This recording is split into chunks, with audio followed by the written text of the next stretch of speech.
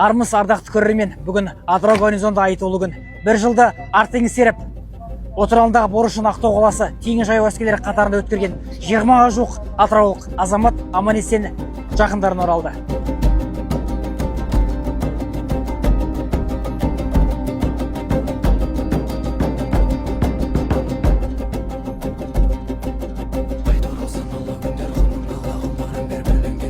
Әне-міне дегенше сарбазда өзінің жақындары ата-анасының жанына оралды.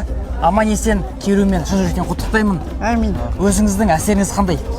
Жақсы, өте.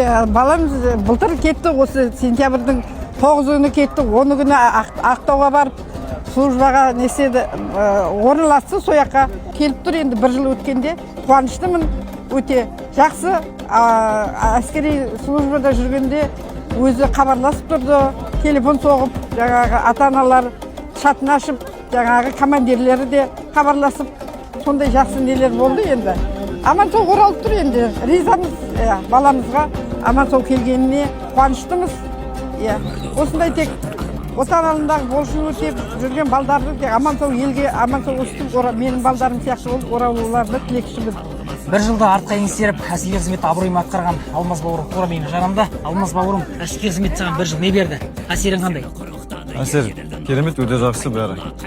Бір жылда жақсы нәтиже алдық қой.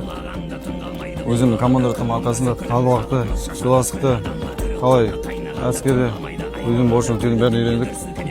Мен ол кісіге алғысым шексіз. Айжан Абайхан Талғатұлы, старшидан алғысым зор.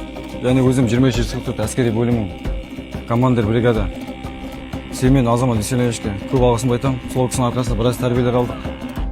Соның арқасында осы аман-есен келіп тұрып, ешқандай оқыс оқиғасыз. Жастарға не айтасың? Жастарға барам деп жүрген. Тек сынбаңдар, до конца басыңдар, ол бұйырса иншалла ораласыңдар үйлеріңе. Айтатыным сол. Ешқашан сынбау керек қой, тек бару керек. Әскерден қашпау керек, түсінгенім сол. Айтарым осы. Рахмет. Өте орынды айттың. Ата-анаң ішінде өзің ішінде қатты қуаныштымын. Мақсаттарыңа жете бер.